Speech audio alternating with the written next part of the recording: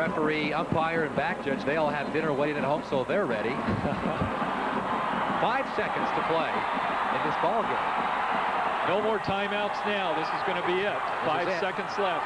35-yard attempt. Comes down to the final 5 seconds.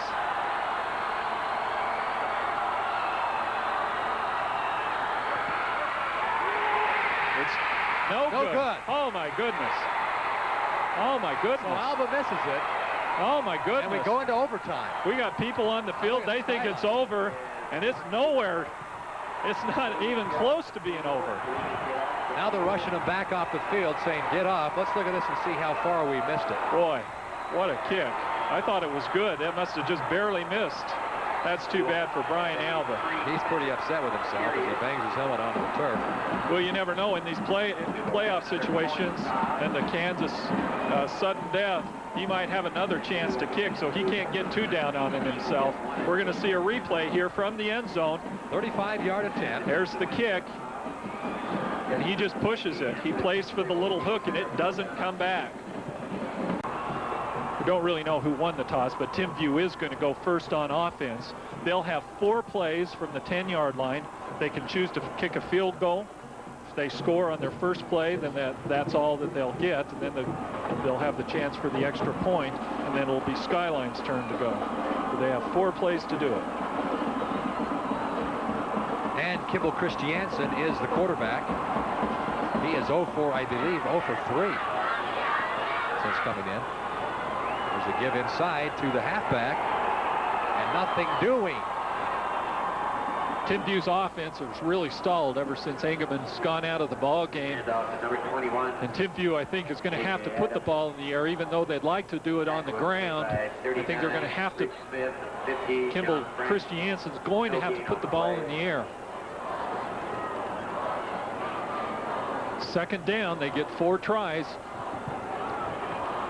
Second down, and they got it. Well, they could kick a field goal here if they wanted to. Yeah, they could. They could kick it on any down. Christiansen sends a man in motion. They give to Skousen. Skousen fights for a hard 3-4 yards. Now it is 3rd and 7.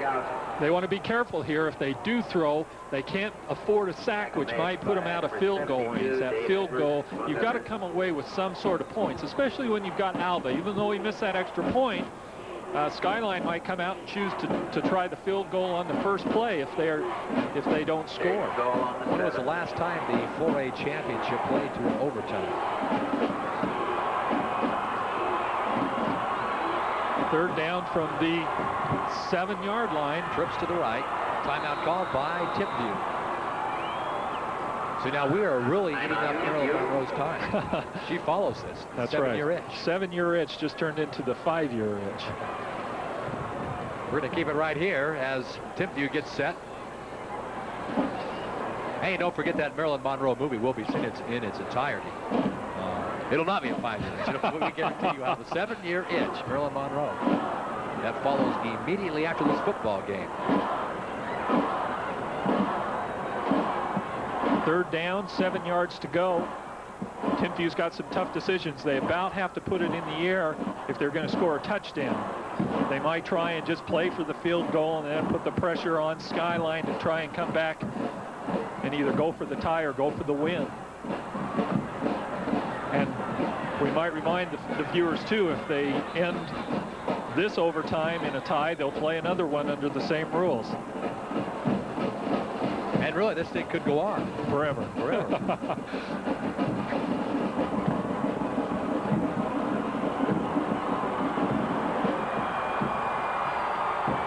Seven yards away from the score, Timpview.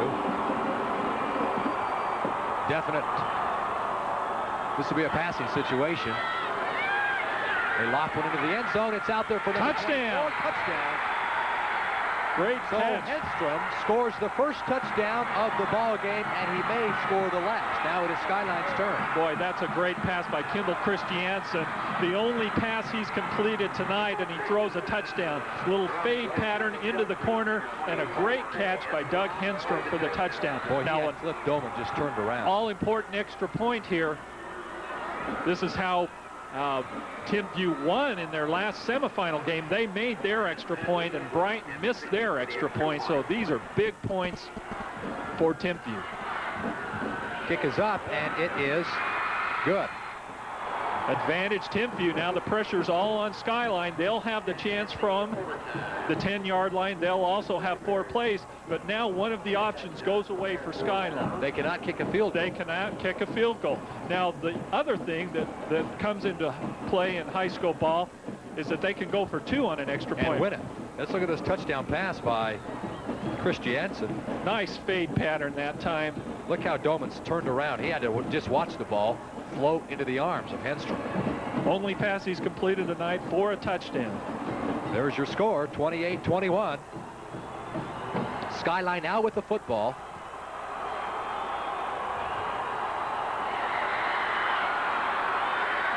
Wishbone formation, Skyline. There's a give to the running back. Nothing doing. He picks up maybe 2. New player in the game for Skyline, number 17. We haven't seen him tonight. That's Drew Hurst. His first action of the ball game comes in overtime. A lot of pressure on for your first carry for the ball game. Dupay saved the best for last, huh? And he stays in the ball game in that wishbone from the right halfback position. Hurst.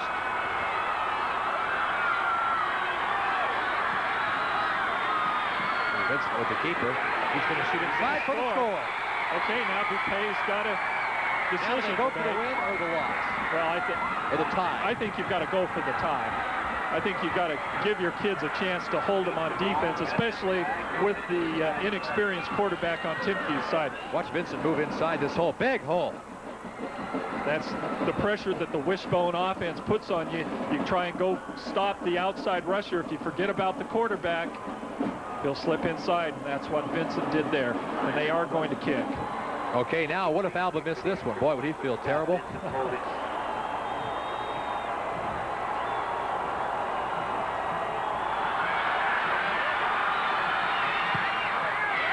Oh, it hit the goalpost, but it goes through.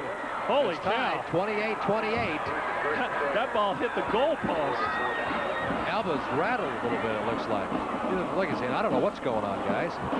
Well, we're going to see if we can see it on the replay. Watch this. It hits the left goalpost. Right there. And ricochets through. Wow. Goal. Set for our second overtime. Look at all the fans huddled around the football field. We do it again. First down and 10 from first and goal from the 10-yard line.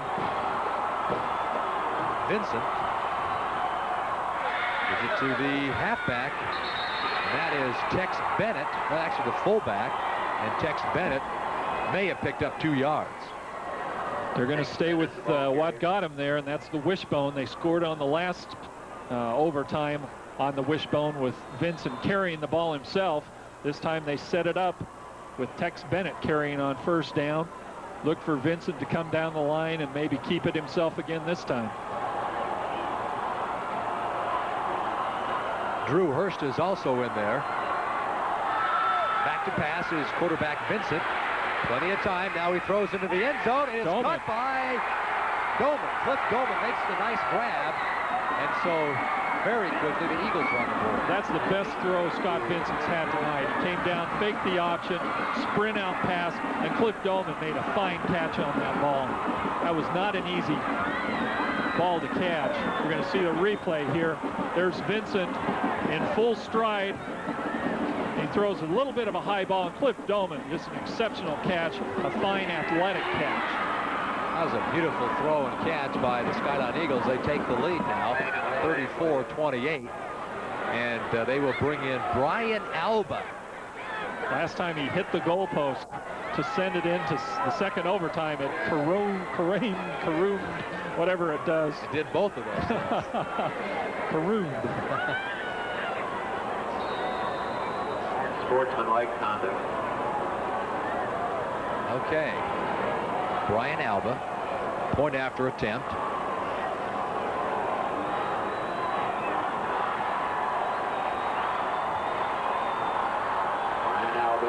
See if he can drill this one through.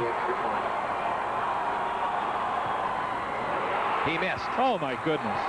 Oh, my goodness. I cannot believe it. Brian Alba, the sure-footed Skyline Eagle, is frustrated tonight. Boy, you know, Chris, if we go back to that field goal that he missed in regulation, and you saw him throw his helmet down on the ground and get down on himself, I'll guarantee you that that affected these last two kicks. He just pulls the ball hard left that time. He had hit the goal post on his first effort, and that time it's wide left.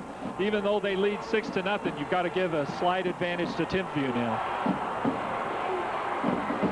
Oh, there they go. Now Timpview working the ball.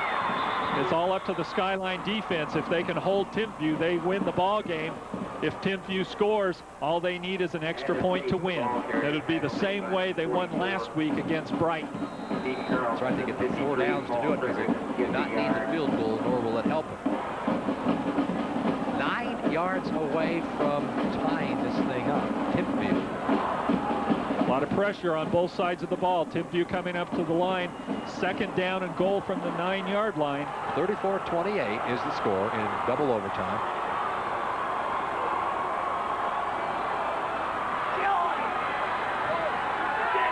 Christiansen going to throw incomplete. Little throwback. You got all the action going the right side. Tried to throw back to number 32 that time, Neil Winterton. Delayed at the line of scrimmage and then tried to scoot out. Well, now it all comes down to one play. Let's take a look at this. Winterton is Christiansen. He lofts it up there. They scored their first one on a little loft pattern, but this time it was just off the, actually too much for Neil Winterton, and now it is 3rd down. Yeah, they've got 2 more chances, down. so this is 3rd down. They've got still 2 chances to get it in, but they've got to probably throw on both downs to get it in. They're on the 9-yard line. From the 9. Christiansen. Back to pass. Now he's pressured. He's open. He's got a man wide open to score. Oh, my goodness. That was to the big tight end, Joe Johnson. Okay, so it all comes down to one kick, Chris. 1 extra point. It's down to this one. Let's take a look at this.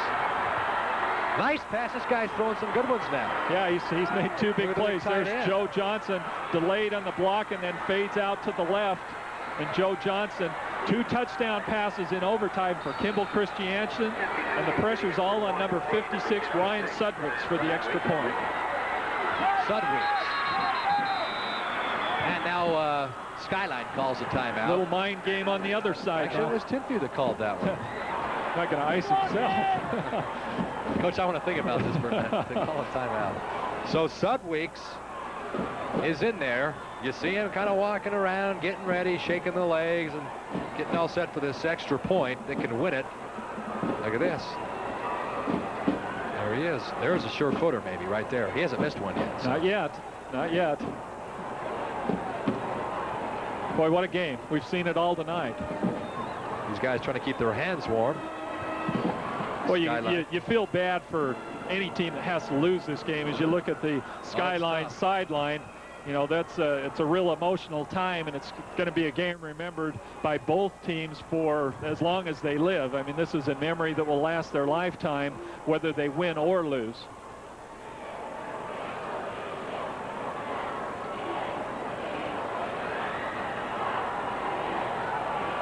Okay, so now it comes down to the foot of Sudwicks, Ryan Sudwicks.